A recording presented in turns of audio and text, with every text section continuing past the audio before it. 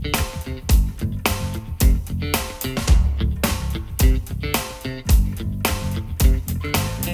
everyone, and welcome back for another deep dive. So today we're tackling a question that I think keeps a lot of us up at night. Oh, do tell. What's got us tossing and turning this time? Well, it's that age-old debate of the generalist versus the specialist, right? Can you really be a master of many trades? Or are you destined to be a jack of all, master of none? The eternal struggle. And to really put this idea to the test, we're doing a deep dive into the career of one Michel Goulet. And let me tell you, you weren't kidding about a deep dive. You provided us with a treasure trove of information about this guy. Resumes, project proposals, website content, even grant announcements. This is like an archaeologist's dream. Right. We're talking a digital rabbit hole of epic proportions. And instead of just hitting that Contact Michel Goulet button at the bottom of his website, you, thankfully, called us.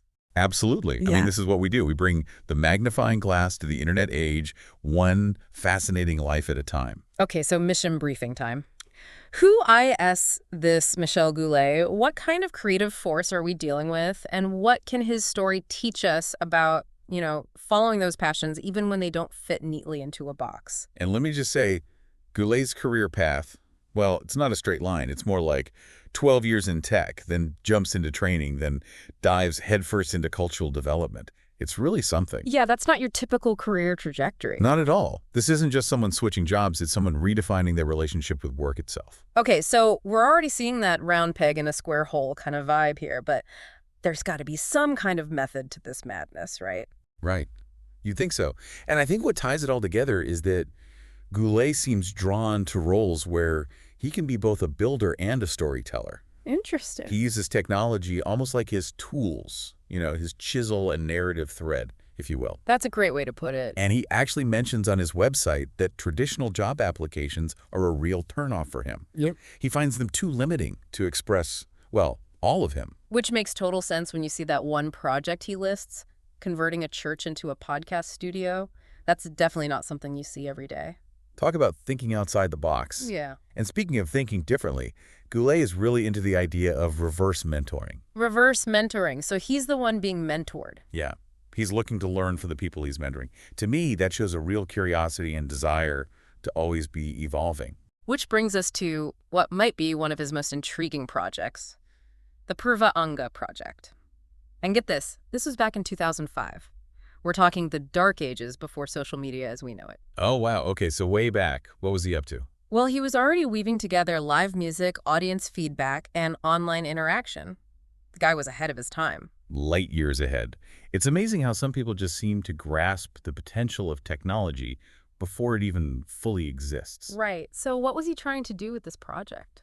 Well, it seems like Goulet understood really early on that technology has this incredible power to break down walls, to democratize things, including art. This project wasn't just a performance, it was a conversation. Collaborative, experimental, community-focused, all these themes we see again and again in his work. And this wasn't just some pie-in-the-sky idea, right? Yeah, not at all. We actually have the grant award letter right here. Oh, wow. So it was legit. Completely. He partnered with Nexion, Theater, Hector Charland. This was the real deal. Goulet was serious about making an impact, and he saw technology as a way to give a platform to local, non-commercial musicians. So cool. So he's using his skills to lift others up. I like that. And get this, he actually envisioned this project as a model that others could replicate. He wasn't trying to keep this to himself.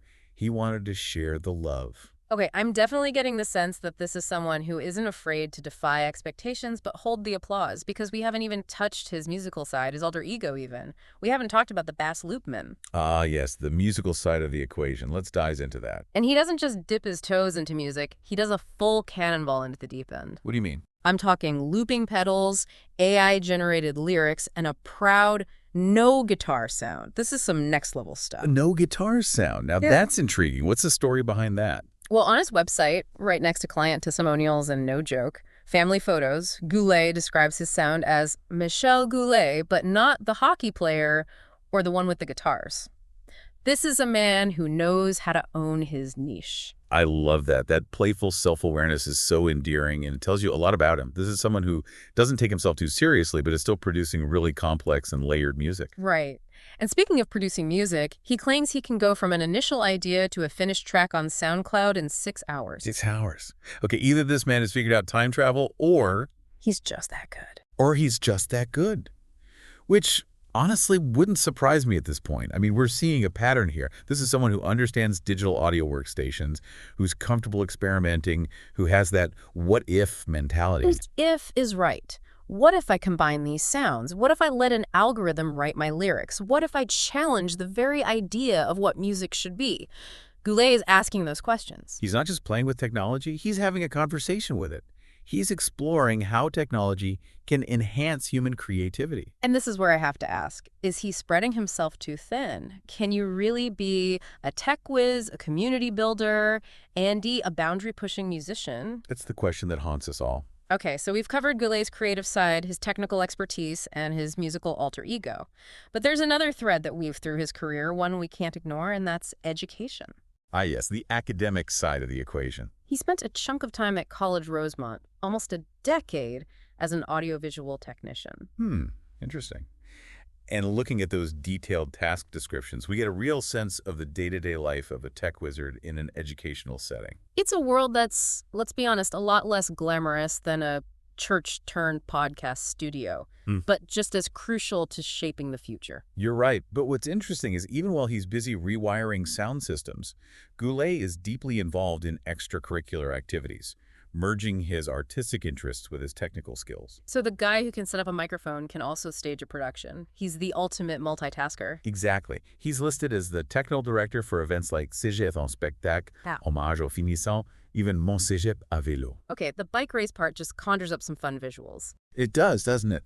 But beyond the amusement, this shows how Goulet is not just working behind the scenes, he's actively shaping the college's cultural landscape. And this was during a time when technology was exploding. Digital cameras, editing software, the internet, it was all changing the way we consume information. This is not just a guy keeping up with the times, this is someone leading the charge. Right. He even established a service culturel d'animation lié à la pédagogie, basically, a cultural animation service linked to teaching. That's a pretty bold move. It's clear he saw the potential to integrate technology into the learning process, creating a more engaging and interactive educational experience. And that vision carries over into his work as a trainer and consultant, helping organizations embrace digital tools for communication and collaboration. He's a bridge builder, connecting the technical and creative worlds and helping people see the possibilities that emerge when they meet. So we've established that Goulet is a creative chameleon, but let's not forget about the passion that fuels all of this. Music. From his early days as a sound engineer for bands like Sequel, Sword, and Strikeforce, sounds like they could be straight out of an 80s hair metal documentary. To his time working at the legendary mustache rock scene. It's clear that music is more than just a hobby for him. It's a form of self-expression, a way to connect, a source of creative energy that seems to bleed into everything he does. And this brings us to the Bas Luhrmann Project, a testament to his willingness to experiment and push the boundaries of his musical craft. He's embracing AI-generated lyrics. And those AI-generated lyrics are just a symptom of a larger question. What if? What if I combine these sounds? What if I let an algorithm write my lyrics? What if I use technology to create something that's never been heard before? He's not just playing with technology, he's having a conversation with it, exploring its potential to amplify human creativity, to explore new sounds and possibilities. But Goulet's not just a digital rebel, he's also deeply rooted in tradition. Take his work with Contes et légendes de l'Anaudière, traditional folk tales from his home region. That speaks to a connection to his roots, a desire to preserve and share the stories that have shaped him. And he doesn't just keep these stories in a dusty vault. He wants to make them relevant to a modern audience. We see this in his proposal for Raconte-moi l'histoire de ma ville, Tell me the history of my town. He proposed using QR codes on historical markers that would link to microsites with audio recordings, interviews, and archival photos. It's a choose-your-own-adventure history tour. Exactly. It shows his understanding of how technology can enhance our experience of the world around us. He's not just interested in technology for its own sake, he's interested in how it can be used to tell stories, to connect communities, and to create meaningful experiences. And he's not afraid to tackle big questions. We have a proposal for an art installation called Condamné à l'art, condemned to art. Provocative title, isn't it? Yeah. It seems to be a meditation on the idea that art is our only lasting legacy, the only thing that survives us. He even proposed building a chaise éclectique, an electric chair wired with speakers and a video screen, immersing the viewer in a multisensory experience. That's a bold approach to exploring a weighty theme. He also talks about Emporte-toi, a collaborative art installation. He seems drawn to these collaborative projects, these opportunities to bounce ideas off of others, to create something greater than the sum of its parts. And that collaborative spirit is evident in his most recent project, a podcast called Qu'est-ce. Wait, he's making a podcast about other artists? Talk about meta. It seems to be a natural extension of his work as a community builder and a champion of creativity. He's creating a platform for artists to share their work and connect with a wider audience. And he's not afraid to embrace the irony of recording this podcast in a deconsecrated church, a space that was once dedicated to traditional forms of storytelling and now serves as a hub for digital creativity. It's a powerful symbol of the shifting cultural landscape, the way technology is transforming our relationship to art, faith, and community. It's like he's saying, the stories may have changed, but the need to connect and share them remains the same. In a world that's increasingly fragmented and polarized, that message is more important than ever. So we've spent quite a bit of time with Michel Goulet now, this creative force, this tech wizard, this Renaissance man, but we still haven't quite answered the question we started with. Is he truly a master of many trades, or, and I hate to say it, is he spreading himself too thin? Yeah, it's that classic dilemma, isn't it? And honestly, there might not be a clear-cut answer, but there's something in that grant proposal for the Anga project. You know, the one where he takes a live music performance and turns it into this whole interactive online experience way back in 2005 that I think might give us a clue. Oh, you mean like way before that was even a thing? Exactly. So it turns out this project, it wasn't just Goulet doing his thing. It was a collaboration with a whole group of musicians from his hometown, a collective called Anga Karma. And guess what? Michel Goulet was a founding member. So this wasn't just some side project for him. It was a key part of his creative journey. Exactly. And when you look at how they describe the project, it's actually mind-blowing. They wanted to create this virtual television and radio studio, basically, a live stream where they could share their music and their whole creative process with the world. Hold on. Live streaming in 2005, these guys were seriously ahead of their time. I know, right? And it gets better. They even envisioned this online forum where people watching could interact with them, give them feedback, even suggest ideas for the music. It's uncanny how much this sounds like what we see today with platforms like Twitch and interactive gaming. Wow. So they were really tapping into something special. They were. And just like we've seen with his later work, Goulet and his collaborators, they were passionate about giving a platform to non-commercial artists, the ones outside the mainstream. They saw the internet as this amazing tool to democratize art, to give everyone a voice. And they were inspired by bands like Les Cowboys Fringants, who were already seeing success in Europe thanks to their online presence and the fact that their fans could easily download their music. Right. They understood that technology was changing everything. And instead of being afraid of that change, they embraced it.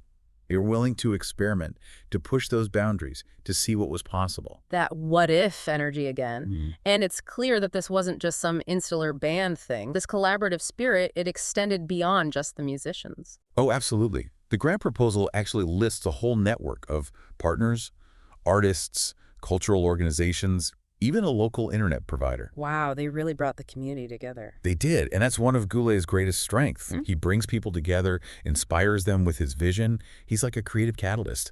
And even though this particular project seems like it was a one-time thing, its impact, you can see it echoing throughout his entire career. Right, like it was a seed that he planted that's continued to grow. A perfect way to put it. His love for AI, the way he's embraced podcasting, his dedication to community building, it all traces back to those early days of experimenting and collaborating. So maybe, just maybe, the real mastery isn't about being a master of one specific trade. Maybe it's about being a master of evolution, of embracing new challenges, of constantly learning and growing. It's a powerful message. And honestly, in today's world, it's more relevant than ever.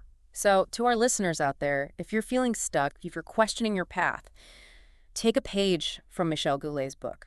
Embrace your inner multi-hyphenate. Don't be afraid to experiment, to collaborate, to use your unique skills to make a difference. And remember, the most fulfilling journeys are often the ones we create ourselves. We'll be sure to include links to Michel Goulet's website, his music, and his podcast in the show notes, so be sure to check them out if you want to dive even deeper into his world. And until next time, keep those curious minds humming.